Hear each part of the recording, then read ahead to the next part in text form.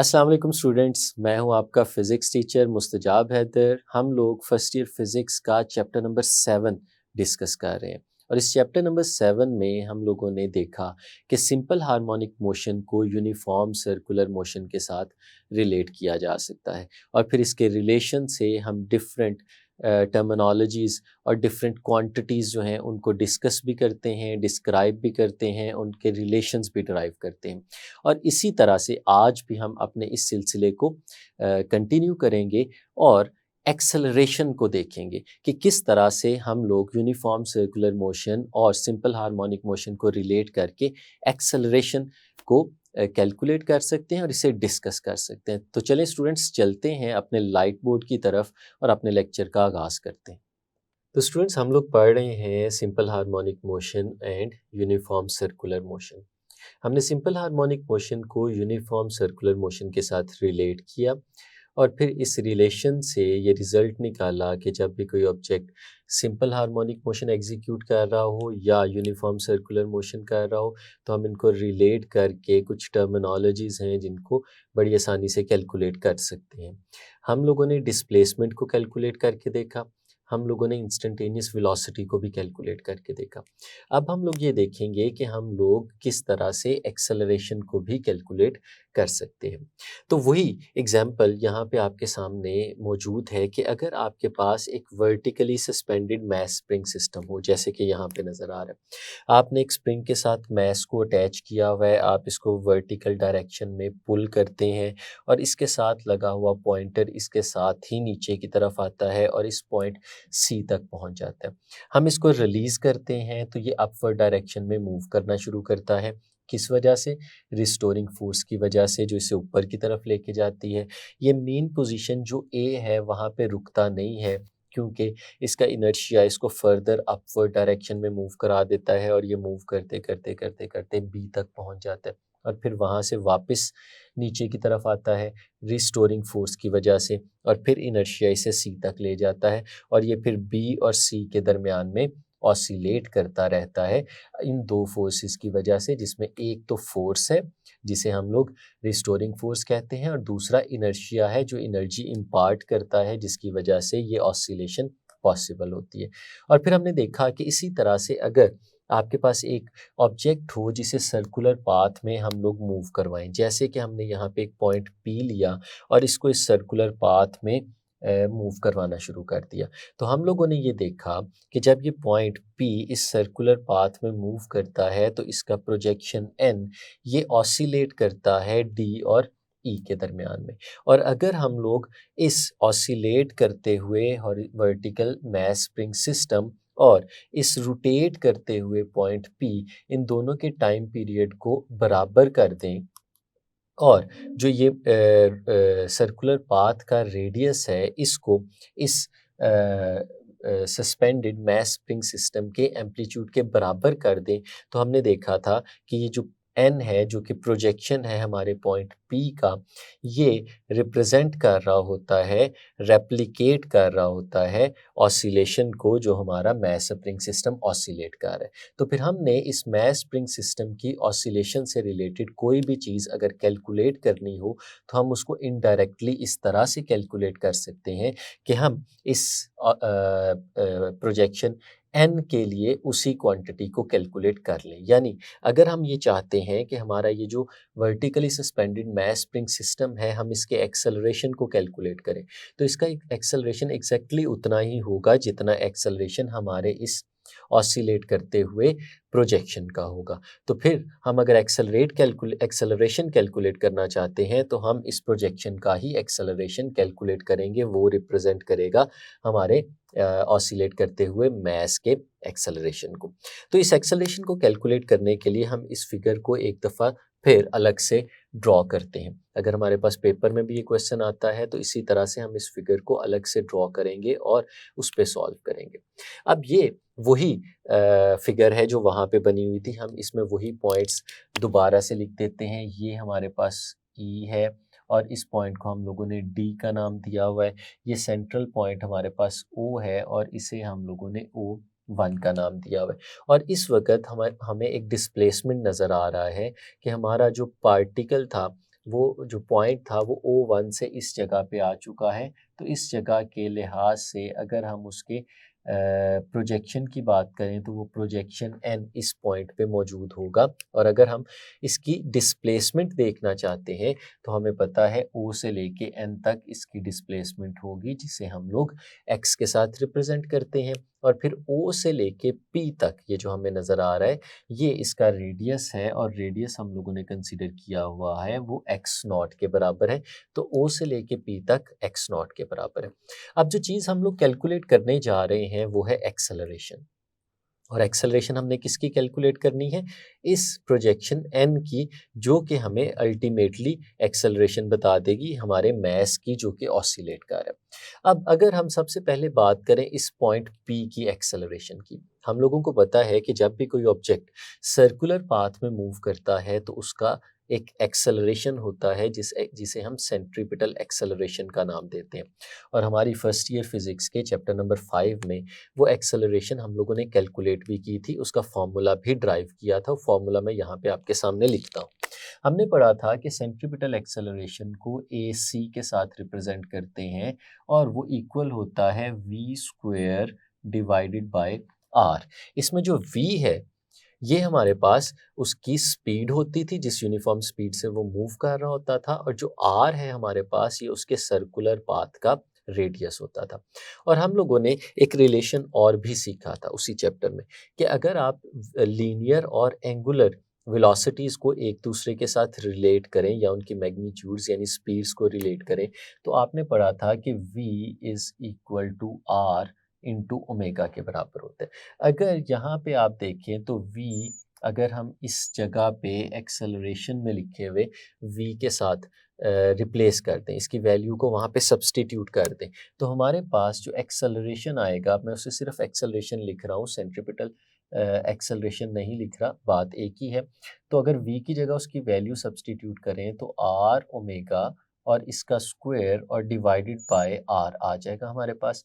या फिर हम इस तरह से लिख सकते हैं कि a is equal to r square omega square and divided by r, और एक r कैंसिल आउट हो जाएगा, तो एक्सेलरेशन जो हमारे पास है वो आ जाएगा r इंटू ओमेगा स्क्वायर। और इस स्पेसिफिक केस में अगर हम इस एक्सेलरेशन की बात करें तो हम लोगों को ये r हमने एक्स नॉट के इक्वल रखा हुआ है, यानी हमारे जो रेडियस है सर्कुलर पाथ का वो एक्स नॉट के बराबर है। तो हम इस r को उस एक्स नॉट से रिप्लेस कर सकते हैं। तो हमारे पास जो एक्सेलरेशन आएगा वो x naught into omega square के बराबर आ जाएगा। ये तो स्टूडेंट्स हमारे पास एक्सेलरेशन का फॉर्मूला आ गया जो इस केस में है। अब देखना ये है कि ये जो एक्सेलरेशन यहाँ पे हमें नज़र आ रहा है, उस एक्सेलरेशन की डायरेक्शन किस तरफ होगी। तो हम लोग जानते हैं कि acceleration is always directed towards the centre, क्योंकि जब भी कोई ऑब्जेक्ट सर्कुलर पाथ में मूव करेगा तो उसका जो सेंट्रीपिटल एक्सेलरेशन है वो हमेशा उस सर्कुलर पाथ के सेंटर की तरफ होगा। तो इसका मतलब ये हुआ कि यहाँ पे भी अगर हम इस एक्सेलरेशन को वेक्टर की फॉर्म में रिप्रेजेंट करना चाहें तो इस वेक्टर की डायरेक्शन P से O की तरफ होगी। ये आपके एक्सेलरेशन की डायरेक्शन को रिप्रेजेंट कर रहा होगा। तो ये एक्सेलरेशन हमारा O P से O की डायरेक्शन में हमेशा सेंटर की तरफ होगा। लेकिन ये एक्सेलरेशन जो है हमारे पॉइंट P का है, हमें पॉइंट P का एक्सेलरेशन नहीं चाहिए, हमें प्रोजेक्शन का एक्सेलरेशन चाहिए। हमें जो एक्सेलरेशन फाइंड आउट करना है वो इस प्रोजेक्शन n का फाइंड आउट करना है, क्योंकि P जो है वो ऑसिलेशन या सिंपल हार्मोनिक मोशन की रिप्रेजेंटेशन नहीं है। जो रेप्लिका है सिंपल हार्मोनिक मोशन का वो हमारा प्रोजेक्शन n है। तो हमें इस n के एक्सेलरेशन को कैलकुलेट करना है। तो कैसे कर सकते हैं? ये जो वेक्टर a आपके सामने यहाँ पे बना हुआ नज़र आ रहा है, मैं इस वेक्टर a को अलग से बना के दिखाता हूँ। ये देखें स्टूडेंट्स, मैंने इसको थोड़ा सा बड़ा भी कर दिया ताकि हम इसको अच्छे से देख सकें। ये हमारे पास एक्सेलरेशन है a। अगर हम ये कहें कि इस एक्सेलरेशन a को इसके कंपोनेंट्स के अंदर रिजॉल्व कर दें, तो हमें पता है कि हम इसको इसके दो कंपोनेंट्स में रिजॉल्व कर सकते हैं, एक इसका हॉरिजॉन्टल कंपोनेंट और एक इसका वर्टिकल कंपोनेंट। तो अगर इसके दो कंपोनेंट्स बनाएं तो मैं इस तरह से एक लाइन ड्रॉ करता हूं जो कि हॉरिजॉन्टल डायरेक्शन में वेक्टर को रिप्रेजेंट कर रही है, और फिर एक मैं लाइन इस तरफ ड्रॉ करता हूं जो कि वर्टिकल डायरेक्शन में इसको रिप्रेजेंट कर रही है। ये दो वेक्टर्स हमारे पास बन गए। अब अगर इन वेक्टर्स को आपने नाम देना है तो सबसे पहले आपको पता होना चाहिए यहाँ पे जो मौजूद एंगल है वो एंगल कितना है। तो इस एंगल को भी हम अपनी ऊपर वाली फिगर से देख सकते हैं। अगर हम ये देखें तो हमारे पास ये जो एंगल यहाँ पे बना हुआ नज़र आ रहा है इसको एंगल थीटा का नाम दिया हुआ है, और हम अपने प्रीवियस लेक्चर्स में भी इसको डिस्कस कर चुके हैं, लेकिन दोबारा से आपको बताता हूँ कि अगर आपके पास दो हॉरिजॉन्टल लाइंस कुछ इस तरह से लगी हों और फिर आप एक सर्टेन एंगल पे कोई लाइन ड्रॉ करें जो ऐसे हमें यहाँ पे नज़र आ रही है, तो इस केस में जो अल्टरनेट एंगल्स होते हैं यानी यहाँ पे और यहाँ पे जो एंगल्स मौजूद होते हैं ये एंगल हमेशा इक्वल होते हैं। यानी अगर इधर अल्फ़ा है एंगल तो ये वाला एंगल भी हमारे पास अल्फ़ा होगा। तो इस केस में अगर हम देखें तो हमारी ये फिगर भी कुछ इसी तरह से बनती हुई नज़र आ रही है कि एन पी ओ और O1 में अगर हम जाएं तो हमें कुछ इसी तरह से शेप बनती हुई नज़र आती है। तो फिर अगर ये एंगल यहाँ पे थीटा है तो इसका मतलब है इस एंगल को भी हम लोग यहाँ पे थीटा का नाम दे सकते हैं। तो फर्दर हम कह सकते हैं कि ये वाला जो एंगल यहाँ पे बना हुआ है हमारे पास ये एंगल थीटा के बराबर है। और इसमें अगर हम ये जो बने हैं वेक्टर्स, अब इन वेक्टर्स को कंसीडर करें कि ये कौन कौन से वेक्टर्स हैं। तो हमें पता है कि ये जो एंगल थीटा है इसके साथ जो वेक्टर बना हुआ नज़र आ रहा है ये हॉरिजॉन्टल कंपोनेंट होगा। हमारे पास जो वेक्टर ए लिखा हुआ है ये उस वेक्टर ए का हॉरिजॉन्टल कंपोनेंट है। ये जो एक्सेलरेशन ए है इसका हॉरिजॉन्टल कंपोनेंट जिसे हम ए एक्स कह सकते हैं ये बराबर होगा ए कॉस ऑफ एंगल थीटा के। और इसी तरह ये जो वर्टिकल कंपोनेंट हमें नज़र आ रहा है ये ए वाई है और ये ए साइन ऑफ एंगल थीटा के बराबर होगा। हमें पता है कि वर्टिकल कंपोनेंट हमेशा इन टर्म्स ऑफ साइन लिखा जाता है और हॉरिजॉन्टल कंपोनेंट हमारे पास इन टर्म्स ऑफ कॉस लिखा जाता है। तो ये दो कंपोनेंट्स हमारे पास यहाँ पे आ गए, एक ए वाई और एक ए एक्स। अब क्वेश्चन ये उठता है कि हमने ये दोनों कंपोनेंट्स यहाँ पे क्यों फाइंड आउट किए, इनकी वजह क्या। अगर आप देखें तो ये दो कंपोनेंट्स हैं, एक है हॉरिजॉन्टल कंपोनेंट। हॉरिजॉन्टल कंपोनेंट जो है वो हमेशा रिस्पॉन्सिबल होगा हॉरिजॉन्टल एक्सिस के अलोंग एक्सेलरेशन का, और जो वर्टिकल कंपोनेंट है वो रिस्पॉन्सिबल होगा वर्टिकल एक्सिस के अलोंग एक्सेलरेशन का। यानी ये जो एक्सेलरेशन हमारे इस पॉइंट पी की हमें नज़र आएगी उसके हमेशा दो कंपोनेंट्स रहेंगे पूरे पाथ के अंदर। एक कंपोनेंट वो है जो उसकी हॉरिजॉन्टल प्रोजेक्शन की जो एक्सेलरेशन है उसको रिप्रेजेंट कर रहा होगा, और एक वो कंपोनेंट होगा जो इसके वर्टिकल कंपोनेंट की एक्सेलरेशन को रिप्रेजेंट कर रहा होगा। और हमें कैसे पता चलेगा कि कौन सा कंपोनेंट जो है वो कौन सी एक्सेलरेशन को रिप्रेजेंट कर रहा है। तो बड़ी आसान सी चीज़ है, जो जिस एक्सेलरेशन की डायरेक्शन में मौजूद है वो उसी को रिप्रेजेंट कर रहा है। तो अगर मैं आपसे कहूँ कि वर्टिकल कंपोनेंट ऑफ एक्सेलरेशन, तो ये आपके वर्टिकल एक्सेलरेशन को रिप्रेजेंट कर रहा होगा। तो फिर हम लोग अगर देखें तो हमारा जो प्रोजेक्शन एन नज़र आ रहा है ये प्रोजेक्शन एन तो वर्टिकली डिस्प्लेस हो रहा है। ये ओ से डी तक जाता है, डी से ओ तक आता है, फिर ई तक जाता है, यानी ये वर्टिकली डिस्प्लेस होता रहता है। तो जो वर्टिकली डिस्प्लेस हो रहा है अगर उसकी एक्सेलरेशन को आपने रिप्रेजेंट करना होगा तो फिर उसकी एक्सेलरेशन को कौन रिप्रेजेंट करेगा। जाहिर सी बात है उसकी एक्सेलरेशन को जो रिप्रेजेंट करेगा वो वर्टिकल कंपोनेंट होगा। यानी अगर हम लोग अपने इस प्रोजेक्शन की एक्सेलरेशन को कैलकुलेट करना चाहते हैं तो जो प्रोजेक्शन की एक्सेलरेशन होगी वो हमारी सेंट्रीपिटल एक्सेलरेशन के y कंपोनेंट से मिल रही होगी। इस चीज़ को हम लोग यहाँ पे लिख भी लेते हैं ताकि हमें याद रहे। The acceleration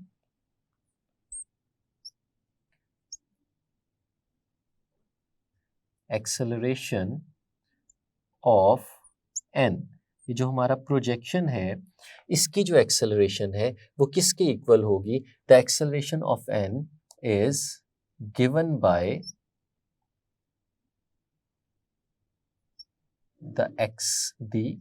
by the vertical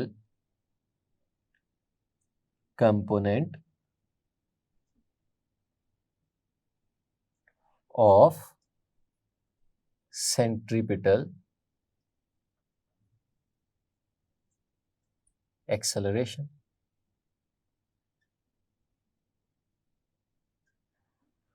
centripetal acceleration. यानी अगर हम लोग देखना ये चाहें कि हमारा कौन सा कंपोनेंट है जो हमारी एक्सेलरेशन को बता रहा है, तो वो वर्टिकल कंपोनेंट है। तो हम अगर n की एक्सेलरेशन को देखना चाहते हैं तो n की एक्सेलरेशन हमें कहाँ से मिलेगी? n की एक्सेलरेशन हमें मिलेगी इसके वर्टिकल कंपोनेंट से। और वो किस तरह से लिख सकते हैं? हम लोग कह सकते हैं कि हमारी जो एक्सेलरेशन है n की, वो किसके बराबर होगी?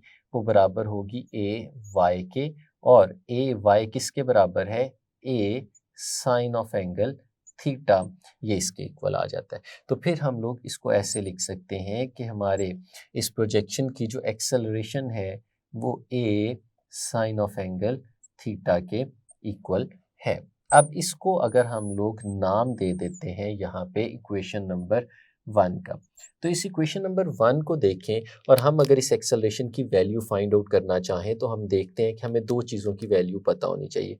एक तो अगर हम ए फाइंड आउट कर लें, ये वाला, और दूसरा हम sine of angle theta find out कर लें, तो इसमें इन दोनों वैल्यूज़ को सब्सटीट्यूट करके हम आंसर निकाल सकते हैं। तो ये देखें, ए तो हम पहले से फाइंड आउट कर चुके हैं, हमें पता है कि जो एक्सेलरेशन है वो एक्स नॉट इंटू ओमेगा के बराबर है। अब जो रिमेनिंग चीज़ है वो है साइन ऑफ एंगल थीटा। तो हम वो sine of angle theta find out करके देखते हैं वो साइन ऑफ एंगल थीटा क्या हो सकता है। अब अगर हम देखें तो हमारे पास इस फिगर में एक ट्राइंगल बनी हुई है, हम उस ट्राइंगल को देखते हैं फ्रॉम द फिगर हम फिगर से देखते हैं हमारे पास एक ट्राइंगल बनी हुई है और वो ट्राइंगल है हमारे पास ओ एन एंड पी। ये स्टूडेंट्स आपको ट्राइंगल बनी हुई नजर आ रही होगी फिगर के अंदर, ओ एन एंड पी, ये ट्राइंगल है। अब इस ट्राइंगल से अगर हम sine of angle theta find out करना चाहें तो हमें पता है साइन थीटा किसके बराबर होता है? साइन थीटा हमेशा बराबर होता है परपेंडिकुलर ओवर हाइपोटेनस। ये परपेंडिकुलर ओवर हाइपोटेनस के इक्वल होता है। अब इसको हम लोग कैसे फाइंड आउट कर सकते हैं? अगर इस ट्राइंगल में देखें, जो थीटा है उसके बिल्कुल सामने वाली साइड परपेंडिकुलर होती है। तो इस केस में जो हमारे पास परपेंडिकुलर है इस केस में वो है O इंटू एन, O से लेके n तक, और जो हाइपोटेनस है वो O से लेके P तक है। तो अगर ये दोनों वैल्यूज हम लोग यहाँ पे सब्सटीट्यूट करते हैं तो साइन ऑफ एंगल थीटा हमारे पास कुछ ऐसे आता है, ओ एन एक्स के बराबर है और जो ओ पी है ये एक्स नॉट के बराबर है। तो साइन थीटा की वैल्यू हमारे पास एक्स ओवर एक्स नॉट कुछ इस तरह से बन जाती है।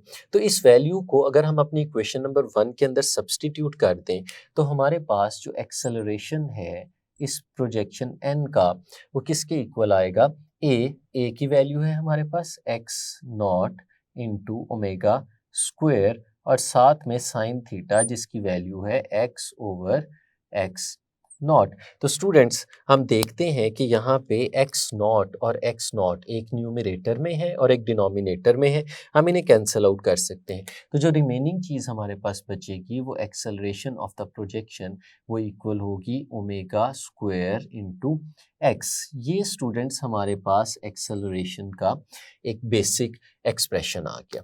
हम इस एक्सप्रेशन को थोड़ा सा इलेबोरेट करेंगे और कुछ चीज़ें यहाँ पे देखेंगे। मैं इस एक्सप्रेशन को दोबारा से यहाँ पे आपके सामने लिख के दिखाता हूँ। अब मैं इसे ए एन को कुछ इस तरह से लिख रहा हूँ, a n is equal to omega square into x, ये हमारा रिलेशन बन गया।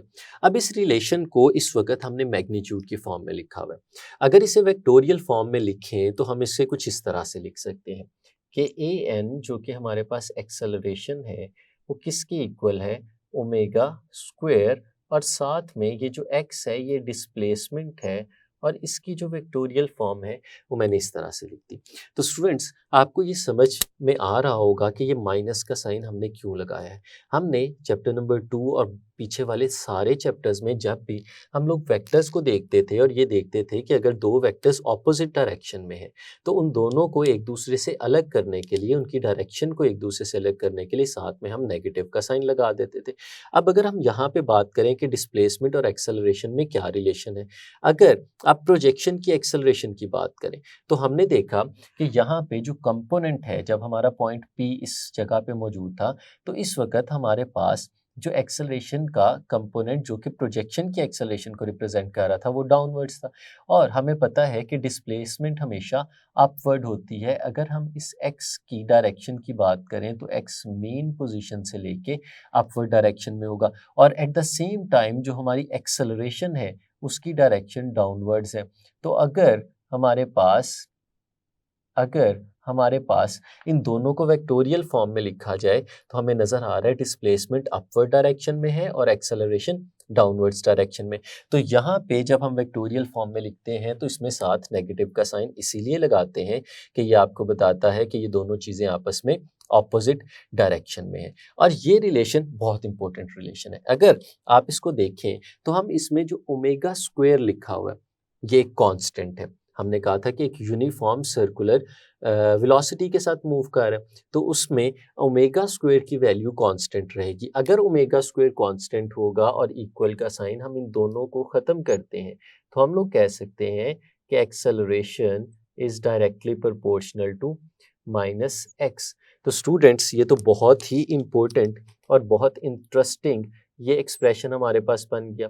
अगर आप याद करें तो हम लोगों ने जब सिंपल हार्मोनिक मोशन को पढ़ना शुरू किया था तो हमने कहा था कि अगर किसी भी ऑब्जेक्ट की मोशन को आप लोगों ने साबित करना हो कि वो सिंपल हार्मोनिक मोशन है या नहीं तो उसका बहुत आसान सा तरीका है। आप ये वाला एक्सप्रेशन उसके लिए प्रूव कर लें कि एक्सेलरेशन अगर डिस्प्लेसमेंट के डायरेक्टली प्रोपोर्शनल मिल जाए हमें, जैसे कि इस केस में हमें नज़र आ रही है, अगर एक्सेलरेशन और डिस्प्लेसमेंट डायरेक्टली प्रोपोर्शनल हो और साथ में नेगेटिव का साइन भी आ जाए जो कि ये रिप्रेजेंट करे कि डिस्प्लेसमेंट और एक्सेलरेशन ऑपोजिट डायरेक्शन में है, तो डिस्प्लेसमेंट हमेशा मीन पोजीशन से अवे होती है। तो अगर नेगेटिव का साइन आ गया तो इसका मतलब है एक्सेलरेशन हमेशा मीन पोजीशन की तरफ आ रही होगी। तो यहाँ से फिर हमें क्या पता चला? हमें ये पता चला कि एक्सेलरेशन डिस्प्लेसमेंट के डायरेक्टली प्रोपोर्शनल है और मीन पोजीशन की तरफ है। तो जहाँ पे ये दो कंडीशंस फुलफिल हो रही हो तो वहाँ पे हमारा object simple harmonic motion execute कर रहा होता है। तो ये तो एक और इंडोर्समेंट हो गई कि जो हम लोगों ने पहले फिजिकली देखा था कि हमारा ये जो पार्टिकल पी है इसका प्रोजेक्शन एन, चूंकि ये एग्जैक्टली उसी मोशन को रेप्लिकेट कर रहा था जो कि मोशन थी हमारे पॉइंटर P1 की, तो हमने कहा था कि अगर P1 simple harmonic motion execute कर रहा है तो फिर N भी सिंपल हार्मोनिक मोशन एग्जीक्यूट कर रहा होगा। तो यहाँ पे हमें क्या पता चला? वही चीज़ हमने मैथमेटिकली भी ड्राइव कर ली कि A is proportional to negative of x। तो इसका मतलब हुआ कि हम लोगों ने यहाँ पे मैथमेटिकली प्रूव कर लिया कि हमारा एक्सेलरेशन और डिस्प्लेसमेंट एक दूसरे के साथ डायरेक्ट रिलेशन रखते हैं और एक्सेलरेशन हमारे मीन पोजीशन की तरफ डायरेक्टेड है। तो इसका मतलब है कि हमारा ये जो प्रोजेक्शन है ये सिंपल हार्मोनिक मोशन एग्जीक्यूट कर रहा है। ये इसका मैथमेटिकल प्रूफ हमारे पास आ गया। तो स्टूडेंट्स ये था यहाँ तक। अब इसमें कुछ स्पेशल केसेस हैं जिसे हमें यहाँ पे डिस्कस करना चाहिए। सबसे पहली चीज़ कि अगर हम एक्सेलरेशन को देखें तो इस एक्सेलरेशन की मैक्सिमम और मिनिमम वैल्यूज़ हमें किस जगह पे मिलेंगी? तो हम लोग एक्सेलरेशन की मैक्सिमम